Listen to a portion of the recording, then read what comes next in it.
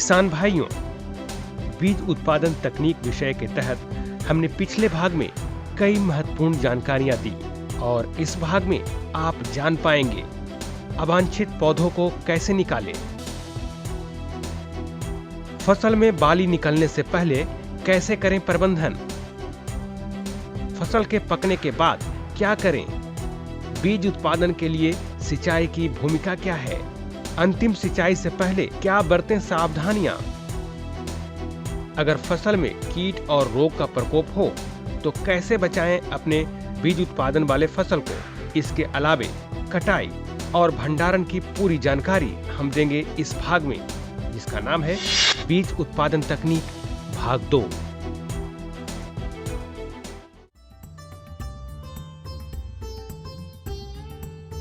किसान भाइयों, पिछले भाग में हमारे विशेषज्ञ आपको जानकारी दे रहे थे बीज के बुआई से पहले बीज उपचार करना बहुत ही जरूरी है। इस बारे में इससे फसलों में लगने वाले रोगों से बहुत हद तक बचाव किया जा सकता है। साथ ही बीज उत्पादन के तरीकों को भी आपने जाना था। अब आगे की बात। बीज उत्पादन के लिए रोगिंग की आवश्यकता पड़ती है। किसान भाइयों, रोगिंग के माध्यम से हम बीज के आनुवंशिक शुद्धता को बरकरार रख सकते हैं। क्या है रोगिंग की प्रक्रिया, क्या मिलते हैं रोगिंग से फायदे, आइए जानते हैं बीज के विशेषज्ञ से ही। रोगिंग, और रोगिंग से कैसे करोगे? रोगिंग देखिए ऐसी प्रक्रिया है जिससे बीज की आनुवंशिक शुद्धता को हम बना सकते हैं और बढ़ा सकते हैं। कैसे? देखिए, कभी भी जो प्रजाति हम लगाए हुए हैं अपने खेत में, आप देखेंगे तो हर प्रजाति की अपनी एक बनावट होती है। चाहे वो पत्ती की बनावट हो, चाहे वो तने का हो, चाहे वाली का हो, और चाहे तने के ऊपर एक जो पाउडर जैसा तने और पत्ती के ऊपर लगा रहता है उसका पाया जाना और न पाया जाना।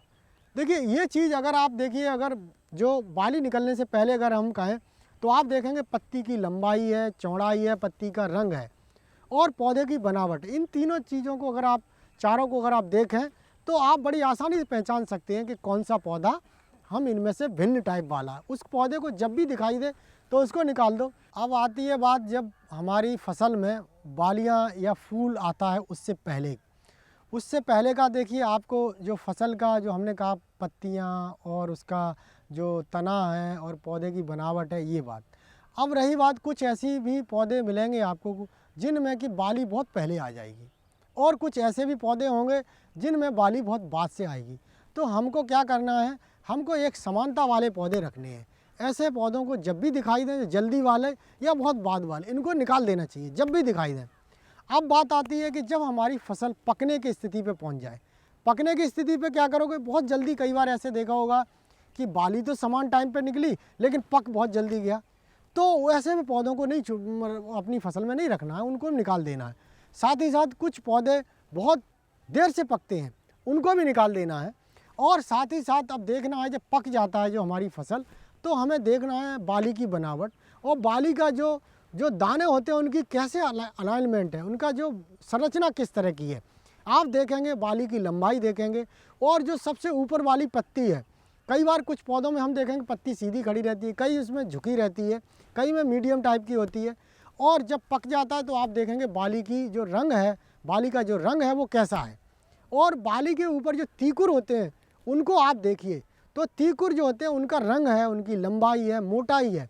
इससे आप भिन्नता वाले जो पौधे हैं उनको आप छांट सकते हैं और उनको अलग करते हैं।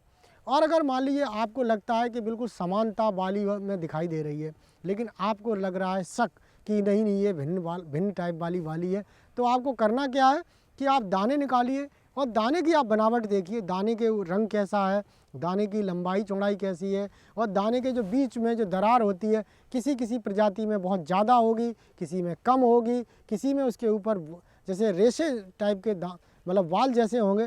तो आप उसको देख करके आप पता कर सकते हैं कि कौन सा भिन्नता वाले ये हमारे दाने हैं, कौन सी बाली है, उसको आप निकाल दें। इससे आपकी जो प्रजाति की आनुवंशिक शुद्धता है वो बनी रहेगी और आप एक अच्छा बीज है वो पैदा कर सकते हैं। इसी के साथ साथ आपको ये भी ध्यान देना होगा कि जब आप फसल आपने बीज उपचारित करके बोया है तो आप जैसे जो पानी है, सिंचाई है, और इसके साथ साथ उर्वरकों की मात्रा का भी पूरा ध्यान रखना है। देखिए, उर्वरक बिल्कुल संतुलित मात्रा में प्रयोग करने हैं। हम देखते हैं किसान भाई क्या करते हैं कि फसल अच्छी हरी भरी दिखाई देने के लिए नाइट्रोजन की मात्रा ज़्यादा देते, नत्रजन ज़्यादा दे देते हैं, जबकि होना ये चाहिए जो नाइट्रोजन है उसकी मात्रा 4:2:1 के अनुपात में देना चाहिए, कि 4 किलो अगर हम देते हैं नत्रजन तो 2 किलो फास्फोरस, 1 किलो पोटास, ये अनुपात मतलब देना चाहिए। लेकिन ऐसा किसान भाई नहीं करते। होता क्या है कि जो हमने जो नत्रजन ज़्यादा दे दिया, नत्रजन से पौधे लेते हैं, हरापन ज़्यादा आ जाता है, उसके अंदर रस की मात्रा ज़्यादा, सकुलेंट हो जाते हैं, तो उसमें क्या होता है, इंसेक्ट का प्रकोप ज़्यादा होता है। इंसेक्ट का प्रकोप होगा, साथ साथ उसके साथ बीमारियां भी आ जाएंगी। आजकल हम देखते हैं एफिड, गेहूं की फसल में एफिड भी का प्रकोप बढ़ रहा है। तो ये चीज़ आपको संतुलित खादों का, उर्वरकों का प्रयोग करके आप नियंत्रित कर सकते हैं। और कभी भी यूरिया की ज़्यादा मात्रा न प्रयोग करें, क्योंकि यूरिया अगर आप ज़्यादा देंगे तो आपकी जो बीज की फसल, हमारा बीज की फसल, देखिए एक चीज़ और हम बताना चाहते हैं कि जो प्रमाणीकरण के जो मानक हैं, जो बीज प्रमाणीकरण संस्था के लोग, इंस्पेक्टर लोग आते हैं, अगर आपकी जो फसल 1 एकड़ में लगी हुई है और 1 एकड़ में अगर मान लो आधा एकड़ से ज़्यादा अगर गिर जाती है, बिछ जाती है, तो उसको वो प्रमाणीकरण वाले उसको पूरी फसल को रिजेक्ट कर देते, बीज के लिए उसे नहीं लेते। इसीलिए आपको ये ध्यान देना है कि खाद की मात्रा भी जो बिल्कुल संतुलित मात्रा में देना है। उच्च गुणवत्ता वाले बीज प्राप्त करने के लिए सिंचाई पर भी ध्यान देना जरूरी है। विशेषज्ञ बताते हैं कि अगर 20 से 25 दिनों के अंदर सिंचाई नहीं की गई तो फसल के उत्पादकता में काफी कमी आ जाती है और बीज की गुणवत्ता इससे प्रभावित होती है। इसलिए किसान भाइयों को यह ज्ञात होना चाहिए कि फसल के किन किन अवस्थाओं में सिंचाई देने की आवश्यकता है। जब सिंचाई की बात करते हैं तो सिंचाई, जो पहली सिंचाई अगर गेहूं की फसल है तो गेहूं की फसल में पहली सिंचाई 20 और 25 दिन के बीच में ही जरूर कर देनी चाहिए, क्योंकि अगर नहीं करेंगे तो उस टाइम पे क्या है, जो बीज की फसल में जो जिनको हम क्राउन रूट इनिशिएशन, मतलब जो जड़ें हैं, जो प्राथमिकी जड़ें निकलती हैं, वो पौधे को स्थायित्व प्रदान करती हैं, वही पोषक तत्वों को ग्रहण करती हैं। इसलिए वो उस स्थिति पर, उस स्टेज पर उसमें सिंचाई करना बहुत आवश्यक है। अन्यथा आपका क्या होगा कि उससे उपज, विभिन्न प्रयोगों के द्वारा ये बिल्कुल निर्धारित हो चुका है, अगर 20 और 25 दिन के बीच में सिंचाई नहीं करते हैं तो उपज में एकदम बहुत भारी गिरावट होती है। तो ये चीज़ बिल्कुल ध्यान रखनी है। साथ ही साथ जब फसल में हमारी में दूध, जब दाना में दूध बनता, उस टाइम पर पानी की बिल्कुल कमी नहीं होनी देनी है, क्योंकि ये भी एक क्रांतिक अवस्था है। और उस टाइम पे अगर आपने पानी की कमी होने दी तो बीज की गुणवत्ता, दाने का भार और कई बार दानों की संख्या भी कम हो जाती है। इसलिए ये आपको बिल्कुल ध्यान रखना है कि आपको उस स्थिति पर, और जो हमने बताई जो 20 और 25 दिन की स्थिति पर आपको पानी का व्यवस्था ज़रूर करनी है। और साथ ही साथ जब कटाई से पहले जो आप किसान भाई अंतिम सिंचाई जब करते हैं तो उसमें ये सावधानी रखनी है, कभी भी ज़्यादा पानी नहीं देना है गेहूं की फसल में, क्योंकि ज़्यादा पानी दे देंगे तो फसल गिरने की संभावना होती है। और जब हवा चल रही हो तो पानी बिल्कुल नहीं दें, क्योंकि हवा चलते समय पर फसल गिरने का संभावना होती है, लौटने की संभावना होती है। इसलिए उस टाइम को जो आपको बचाना है। इसके अलावे फसलों को खरपतवार से भी काफी क्षति पहुंचती है। विभिन्न फसलों में अलग अलग प्रकार की खरपतवारें पाई जाती है जो फसल को मिलने वाले पोषक तत्वों को ग्रहण कर लेती हैं। परिणाम स्वरूप फसलों की बढ़वार के साथ साथ उत्पादकता और गुणवत्ता भी इससे प्रभावित होती है। जो किसान भाइयों को ये भी ध्यान देना है कि आपकी फसल में जो खरपतवार हैं, खरपतवारों के पौधे ना उगने पाएँ। देखिए, खरपतवारों के पौधे कई फसलों के लिए कुछ आपत्तिजनक खरपतवार हैं। जैसे गेहूं की फसल में अगर हम कहें तो हिरणखुरी है, जई है, ये बहुत ऐसे पौधे हैं जिनका फसल में पाया जाना आपत्तिजनक है। हिरणखुरी एक जो गेहूं के पौधे पर लपेट के एक दाना एक बेल टाइप का खरपतवार है और उसको आपको फसल में नहीं होने देना है। वो चौड़ी पत्ती वाला खरपतवार है। और जो जई, जंगली जई है या गेहूं का मामा है, ये जो गेहूं कुल के ही हैं, इनका नियंत्रण के लिए आपको क्या करना है, जो 20 और 25 दिन के अंतराल पे जब सिंचाई कर देते हैं, उसके 7 दिन के बाद, जब सिंचाई करी मान लीजिए आज, तो आज के 7 दिन के बाद आप क्या करें कि 1.5 किलो आप ले लें आइसोप्रोट्रान। और आइसोप्रोट्रान लेकर के अगर आप चाहें तो अलग अलग छिड़काव कर सकते हैं, नहीं तो दोनों दवाओं को एक साथ मिला लें। जैसे 2,4-D 300 से 400 जो ml है उसको मिला लें, और ये 1.5 किलो है आइसोप्रोट्रान, इन दोनों को एक साथ मिला सकते हैं।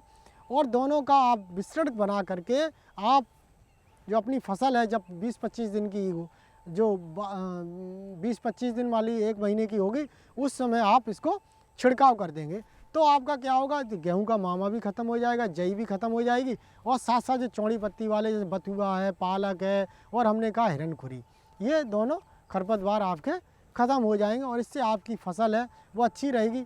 देखिए, ये खरपतवारों का इसलिए ही नहीं कि बीज के ये आपत्तिजनक हैं।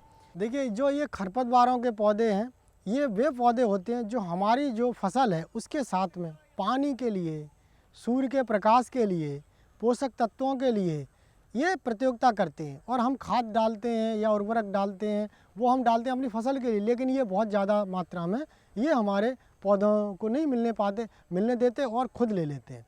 इस साथ ही साथ ये क्या करते हैं, बीमारियों के, कीटों को अपनी ओर आकर्षित करते हैं, जिससे हमारी जो फसल में हानि होती है और पैदावार अंत में हमको कम प्राप्त होती है। इसलिए इनसे हमको फसल को सुरक्षित रखना है। अगर फसल में किसी रोग का प्रकोप हो जाए तो जितना जल्द हो उसका उपाय ढूंढ लेना चाहिए। इसके अलावा कृषि से संबंधित किसी भी विभाग, चाहे वह कृषि विज्ञान केंद्र हो या फिर कृषि विश्वविद्यालय, वहाँ के वैज्ञानिकों को इसकी जानकारी जरूर दें और उनके द्वारा बताए गए उपाय को अपनाकर रोगों को खत्म करें, जिससे कि फसल की गुणवत्ता बनी रहे और आपको उच्च गुणवत्ता के बीज प्राप्त हो सकें। जब बीमारी कोई आपको दिखाई दे, जैसे मान लीजिए कभी फसल में आप देखते हैं कोई भी आपको बीमारी का प्रकोप दिखाई दे, तो आपको अति शीघ्र, जितनी जल्दी हो, आपको अपने नज़दीकी जो कृषि विज्ञान केंद्र है या कृषि विश्वविद्यालय है या भारतीय कृषि अनुसंधान संस्थान का कोई भी संस्थान हो, या तो आपके ज़िले के जो कृषि अधिकारी हैं या प्लांट प्रोटेक्शन ऑफिसर, उनके यहाँ दिखाइए फट सीधे। और दिखा करके क्या करें, आप उसका जितनी जल्दी हो आप अपनी उसमें छिड़काव करें। जो फसल हैं, कई फसलें ऐसी हैं जिनमें रोगों का प्रकोप आज जैसे लग गया, तो आप फट सीधे 3-4 दिनों में पूरी फसल को नुकसान कर दे। जैसे धान के जो फसल है उसमें बैक्टीरियल लीफ ब्लाइट है, बहुत जल्दी पूरी फसल में नुकसान कर देता है। तो इस तरह से आपको ये सब आपको इनका नियंत्रण करना समय रहते, अन्यथा आपकी फसल में उपज में बहुत बड़ी हानि होगी। गुणवत्ता वाली बीज प्राप्त करने के लिए फसल की कटाई के समय सावधानियां बरतने की जरूरत होती है, जिससे कि बीज की गुणवत्ता को क्षति न पहुंचे। जैसे अगर आप हार्वेस्टर से कटाई कर रहे हैं तो उसे साफ कर लें। खाने योग्य अनाज पहले निकाल लें। जिस बोरे में रखने वाले हों उस बोरे की सफाई अच्छी तरह से कर लें। इसके अलावा भी और कई जानकारियां हैं जो आपको हमारे विशेषज्ञ बता रहे हैं। आप जो कटाई करें उस टाइम पे आपकी फसल में, बीज की फसल में कोई दूसरा मतलब दाना या दूसरा उसकी जो आनुवांशिक शुद्धता में कहीं ह्रास ना हो। तो आपको सावधानी ये बरतनी है कि जैसे मान लीजिए आप आजकल कंबाइन से कटाई करते हैं, तो कंबाइन की सही ढंग से सफाई करवाएं। पहले 10-15 मिनट तक कंबाइन को खाली चलवाएं और उसके जो टैंक है या उसका जो कन्वेयर बेल्ट है, कटर बार है, उसको सही ढंग से साफ़ करके जहाँ से बीज निकलता है उस जगह के नट बोल्ट लगे रहते हैं उनको खोल करके आप साफ़ कर लें अच्छी ढंग से। फिर आप अपने खेत में क्या करें, 25-30 मीटर तक गेहूँ कटवाएँ और उसको अपने खाने के लिए रख लें। और जिसमें जैसे मान लीजिए हर एक परिवार में खाने के लिए तो गेहूं की आवश्यकता होती है, तो उसको खाने के लिए रख लें और उसके बाद फिर बीज फसल की आप कटाई करें। और इसी तरह से थ्रेसर अगर प्रयोग करते हैं तो थ्रेसर को भी थोड़ा सा पहले 2-4 बोझे उसमें डाल के और उसको पहले काट लें, अपने खाने के लिए थ्रेस कर लें, फिर उसको अलग रख लें। उसके बाद में फिर बीज को थ्रेसिंग करें। तो इस तरह से आपकी जो बीज की आनुवंशिक शुद्धता वो बनी रही। साथ ही साथ अगर पुराने बोरे प्रयोग कर रहे हैं तो पुराने बोरों को क्या करें, अगर गर्म पानी कर लें, खौलते हुए पानी में बोरे को उपचारित कर लें, फिर सुखा लें, फिर उसमें बोरों में गेहूं को रखें। और या फिर नए बोरे प्रयोग कर रहे हैं तो उसको नए बोरों में प्रयोग करें।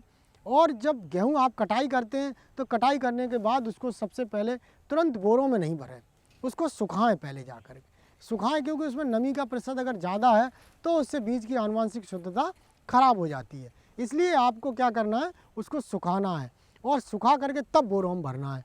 तो इससे क्या होगा, उसमें जो हमारा देखिए एक चीज़ और भी आप लोगों को ध्यान में रखनी है कि जब बीज में नमी का प्रतिशत, अगर ये गेहूँ के जो बीज है उसमें कम से कम 12% से अधिक नहीं होना चाहिए।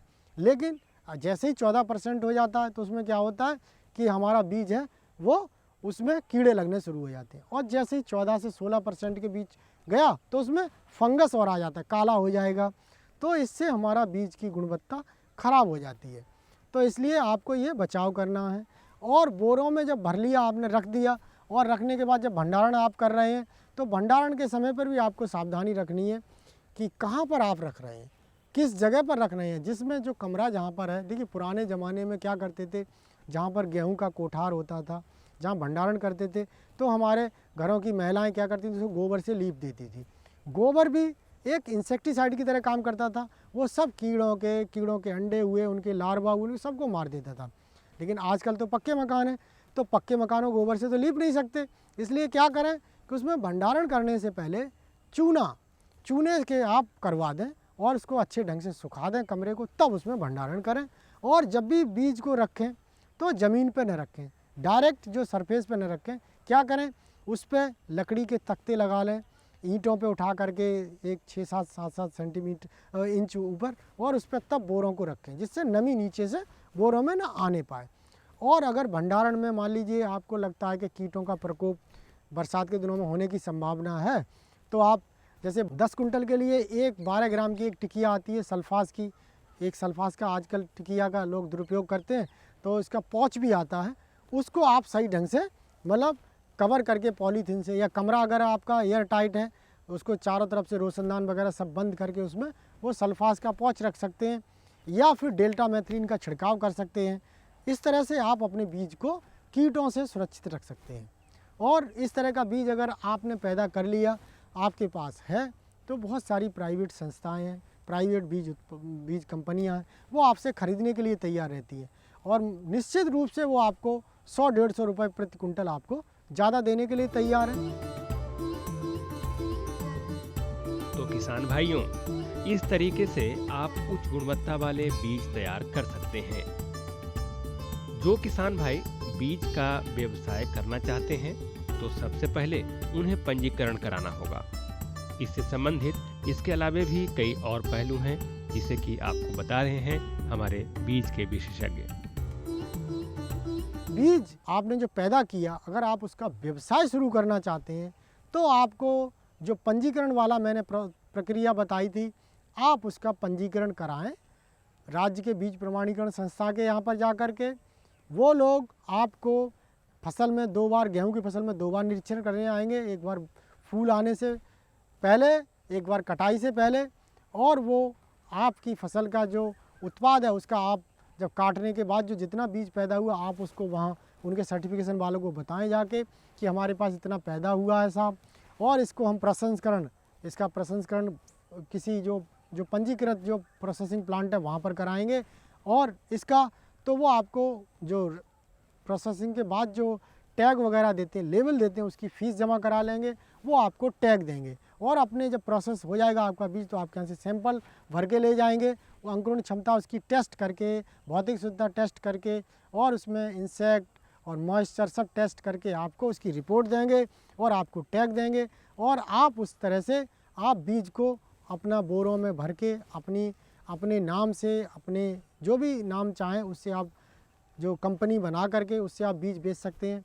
साथ ही साथ आपको ये सब काम करने से पहले आपको क्या करना है, एक जो जिला कृषि अधिकारी हैं उनसे संपर्क करके आपको बीज व्यवसाय शुरू करने का या बीज बेचने का आपको एक लाइसेंस लेना है, जिसकी फ़ीस अलग अलग राज्यों में 50 या 100 रुपये होती है। आप जाके संपर्क करें उनसे और वहाँ से आपको वो लाइसेंस मिल जाएगा। वो थोड़ी जानकारी आपसे मांगेंगे कि साहब आप कहाँ पर शुरू करेंगे, आपके पास जो ज़मीन आपकी है, आपने किराए पे ली है, किराए पे ली है तो आपसे एक एफिडेविट मांगेंगे 10 रुपये के स्टाम्प पेपर पे, और इसके बाद में आप वो उनके सारे पेपर आप दे देंगे तो वो आपको एक सर्टिफिकेट दे देंगे, और वो 2-3 साल के लिए होता है, और उससे आप बीज व्यवसाय शुरू कर सकते हैं।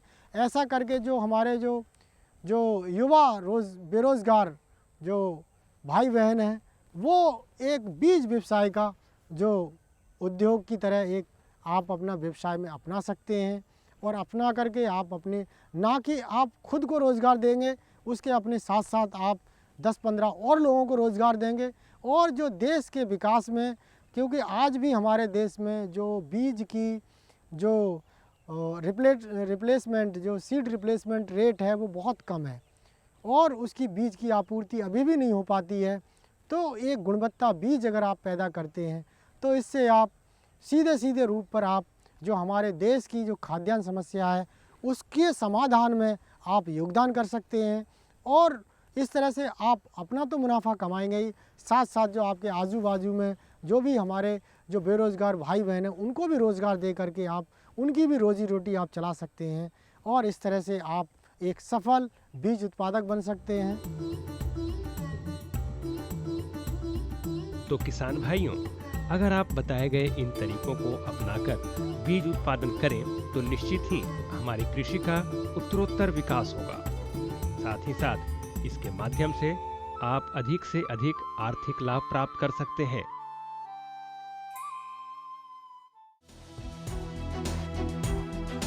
इस भाग में आपने जाना उच्च गुणवत्ता वाले बीज प्राप्त करने के लिए सिंचाई पर ध्यान देना जरूरी है।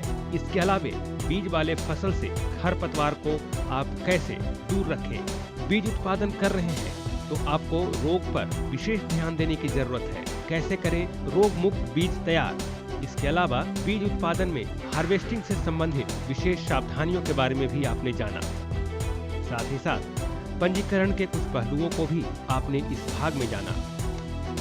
अगले भाग में देखिए बिहार में किन किन फसलों का सफलतापूर्वक आप बीज उत्पादन कर सकते हैं, संकर धान का बीज उत्पादन कैसे करें, और साथ ही पारंपरिक तरीके से बीज रखना कहां तक जायज है। देखिए अगले भाग में।